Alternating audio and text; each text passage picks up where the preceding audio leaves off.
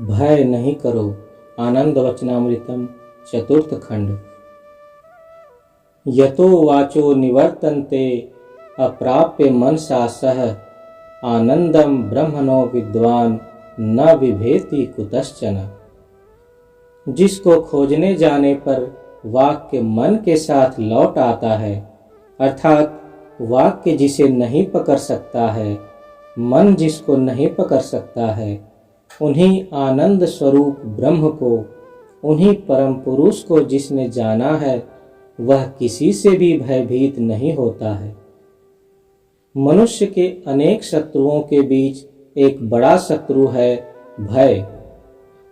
अनेक योग्यताएं भय के कारण नष्ट हो जाती हैं। व्यक्तित्व का विकास नहीं हो पाता है। इस भय को दूर करना ऐसी कोई कठिन बात नहीं है। परम पुरुष की शरण लेना भय वृत्ति के हाथ से बचने का एकमात्र पथ है। यह श्रेष्ठ पथ नहीं, बोलूंगा एकमात्र पथ। मनुष्य क्यों भयभीत होता है? जब वह देखता है लौकिक जगत में वह ऐसे एक तत्व या ऐसी एक शक्ति के सामना सामने हो पड़ा है, अथवा निकट भविष्य में पड़ जा सकता है, जिसकी तुलना में उसका सामर्थ्य बहुत कम है, तब वह जिस वृत्ति से ग्रस्त होता है उसे कहा जाता है भय। किंतु यदि तब वह समझे, अनुभव करे कि व्यष्टिगत रूप में उसका सामर्थ्य कम होने पर भी जिसकी सहायता वह पा रहा है, वह सहायकारी शक्ति विरोधी शक्ति से बहुत प्रबल है, तब उसको भय नहीं रहता है। असल में प्रत्येक सृष्ट जीव के साथ परम पुरुष का व्यष्टिगत संपर्क है, वैयष्टिक संपर्क है। वे सृष्टा हैं और सभी सृष्ट हैं। पिता पुत्र का संपर्क है, अत्यंत घनिष्ठ आत्मीयता का संपर्क है। सुतरां यह तो बहुत ही स्वाभाविक है कि मनुष्य परम पुरुष के ऊपर निर्भर करेगा एवं परम पुरुष सर्वतोभाव से मनुष्य की रक्षा करेंगे। यह जो परम पुरुष के साथ मनुष्य का वैयष्टिक संपर्क है, इस संपर्क का ही नाम है ओत योग। ओत योग में परम पुरुष व्यष्टिगत रूप से प्रत्येक मनुष्य के साथ संपर्कित है। कोई अकेला नहीं है, कोई असहाय नहीं है। ग्रह, नक्षत्र, चंद्र जो हम लोग देखते हैं, जो हम लोग नहीं देखते हैं, जो हम लोग सोच सकते हैं, जो हम लोग सोच नहीं सकते हैं, सबके नियंता जो परम पुरुष हैं, वही परम पुरुष प्रत्येक मनुष्य के नियंता हैं, प्रत्येक मनुष्य के पिता भी हैं। प्रत्येक मनुष्य के साथ वे ओत योग से संपर्कित हैं। भयभीत होने का कोई कारण ही नहीं है। फिर ये परम पुरुष ही सृष्ट जगत के साथ ओत प्रोत से भी युक्त हैं। यहाँ वे वैयष्टिक स्वार्थ और स्वतंत्रता के साथ सामूहिक स्वार्थ और स्वतंत्रता का एक समन्वय साधन कर रहे हैं। जो सामूहिक स्वार्थ के विरुद्ध जाता है, जाने की चेष्टा करता है, उसे संयत करते हैं। कोई भी जिससे जगत के लिए दानव में परिणत नहीं हो सके, दानव को वे अवश्य ही नष्ट करेंगे, ध्वंस करेंगे। तथा कभी यदि दानव अधिक शक्तिशाली हो, तब उस दानव के हाथ से जगत की रक्षा करने के लिए विशेष रूप में जगत में आविर्भूत भी होंगे। यह बात गीता में स्पष्ट रूप में कह दिया गया है। यदा यदा हि धर्मस्य ग्लानिर्भवति भारत अभ्युत्थानम् अधर्मस्य तदात्मानं सृजाम्यहम्। जब जगत में दानवों की संख्या बढ़ जाती है, धर्म की ग्लानि होती है। ग्लानि माने जिस वस्तु का जो स्वाभाविक स्थान है, उस स्थान से वह जब विच्युत होता है, तब उसे कहते हैं ग्लानि। तथा अधर्म का भी उत्थान होता है। जब वह वस्तु अपना स्वाभाविक स्थान छोड़कर उसके ऊर्ध्व उठता है, तब उसे कहा जाता है अभ्युत्थान। तब उस अवस्था में उस दानव समूह के विनाश के लिए, अति शक्तिशाली दानवों के विनाश के लिए उनको विशेष तरह से आविर्भूत होना होता है। दानव अपनी सारी शक्ति लगाकर उनको प्रतिहत करने की चेष्टा करते हैं, किंतु भगवान जब आविर्भूत होते हैं तो भग अर्थात अपनी समग्र शक्ति लेकर वे आगे बढ़ते हैं। ऐश्वर्यंच समग्रंच वीर्यंच यशसः श्रियः ज्ञान वैराग्यंच षड्नाम भग इति स्मृतः।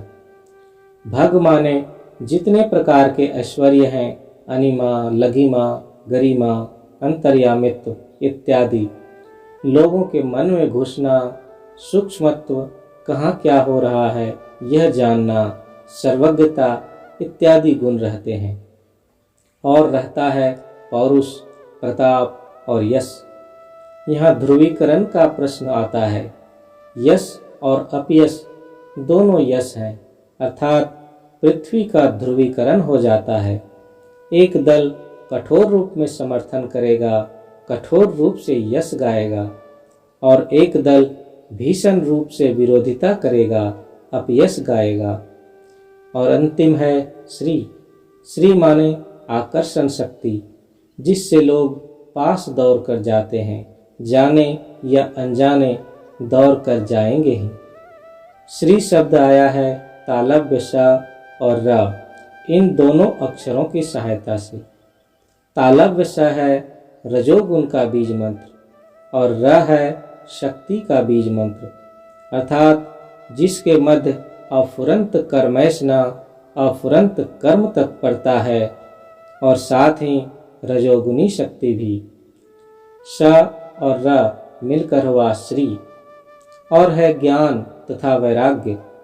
ज्ञान माने प्रकृत ज्ञान, जो जानना जरूरी है, जगत के कल्याण के लिए जो जानना अत्यावश्यक है वही है ज्ञान।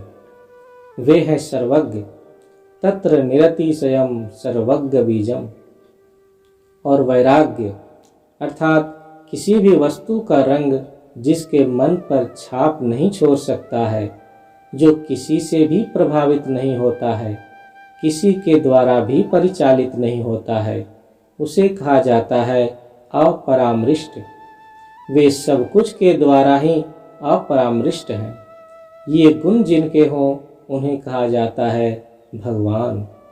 जब दानव के अत्याचार से जगत व्याकुल हो उठता है, साधारण मनुष्य व्यष्टिगत या सामूहिक प्रचेष्टा से उस दानवीय शक्ति को प्रतिहत करने में असमर्थ हो उठता है, तब उन्हें नए तरीके से पृथ्वी पर निपीड़ित मानवता की सहायता के लिए आना पड़ता है। इसलिए मनुष्य को किसी भी अवस्था में भयभीत होने का कुछ कारण नहीं है। जब परम पुरुष विशेष प्रकार से पृथ्वी पर नहीं रहते हैं, तब भी वे सब जगह हैं। ओत योग के द्वारा सहायता कर रहे हैं, प्रोत योग के द्वारा भी सहायता कर रहे हैं।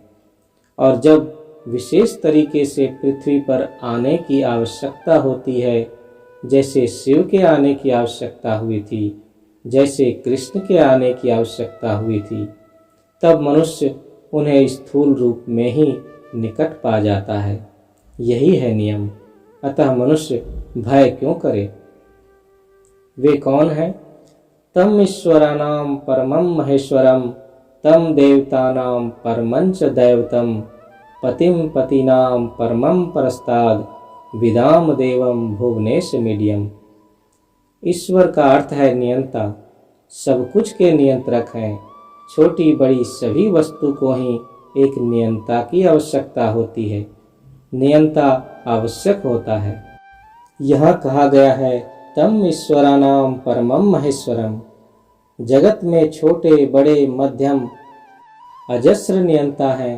अजस्र क्षेत्र में इन सब नियंताओं के ऊपर वे चरम नियंता हैं।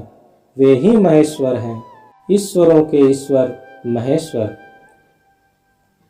तम देवतानां परमंच दैवतम। जो मनुष्य इन महेश्वर की शरण में आया है, इन परम पुरुष की शरण में आया है, वह बाकी ईश्वरगण से भय क्यों करेगा? भय पाने का कोई संगत कारण नहीं है। ये जो परम पुरुष से उद्भूत विभिन्न विभिन्न स्पंदन हैं, जिनके द्वारा जगत स्पंदित है, जगत झंकृत है, जगत प्रकाशित हो रहा है, अभी प्रकाश की ओर धारावाहिक रूप से आगे चल रहा है, उसे ही कहते हैं देव, एक एक देव। ये जितने देव हैं, जितने vibrational expressions, vibrational manifestations, all the phenomenal expressions are all phenomenal expressions of the singular nominal expression। इनका मूल कारण क्या है? वे हैं कौन? इन स्पंदन समूह वाइब्रेशंस को यदि कहें देव, तो वे हैं महादेव, परम देव। पतिम पति नाम, पति का अर्थ है मालिक, ओनर। इस जगत में छोटे बड़े नाना मालिक हैं। मालिकाना अर्थ में फारसी भाषा में दार प्रत्यय लगता है, जैसे दुकानदार, जिसमें जान है उसे जानदार। यह जो दार प्रत्यय लगता है, संस्कृत में इसके लिए पति शब्द का व्यवहार किया जाता है, जैसे देशपति, कुलपति, दलपति इत्यादि। तुम लोग निश्चय ही जानते हो, बंगला भाषा में दलपति शब्द से दलुई शब्द आया है। जितने छोटे बड़े मालिक हैं या ओनर हैं, सबके ऊपर सबसे बड़े मालिक वे हैं। सुतरांग उनकी शरण में जो आया है, वह किससे भय करेगा? परमम परस्ताद। अब जब कोई क्रिया संघटित होती है, उस संपूर्ण संघटना के पीछे दो तत्व रहते हैं। एक है विटनेस्ड काउंटर पार्ट और दूसरा विटनेसिंग काउंटर पार्ट। जो विटनेस्ड काउंटर पार्ट है, जो कर्म कारक में है, उसे कहा जाता है अपर, और जो कर्ता कारक में है, उसे कहा जाता है पर। इस जगत में वस्तु जगत के साथ मनुष्य अपने विभिन्न स्नायु तंतुओं की सहायता से संपर्कित होता है। स्नायु तंतु यदि पर हो तो बाह्यिक जगत हुआ अपर। फिर स्नायु मन के द्वारा ही कर्मरत होता है, मन की सहायता से, मन के निर्देश से। मन जहाँ पर है, स्नायु तंतु वहाँ अपर है।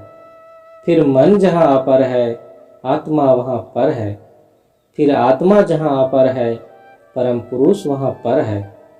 इसलिए बोलता हूँ, सारे अपर तत्व के ऊपर चरम परम तत्व है, वही परम पुरुष। अतः जिसने उनकी सहायता, उनका आश्रय पाया है, वह क्यों किसी से भय करेगा?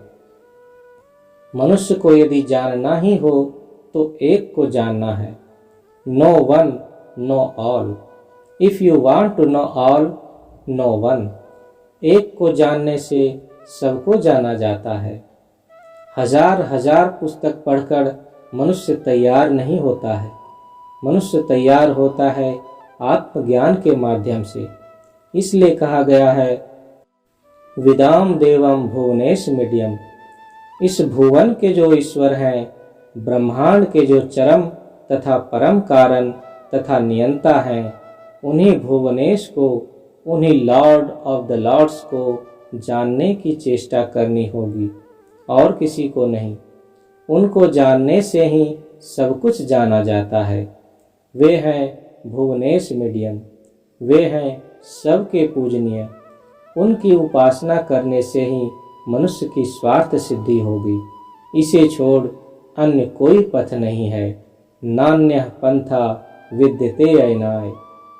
श्री श्री आनंद मूर्ति, कलिकाता संध्या दर्शन, 11 नवंबर 1978।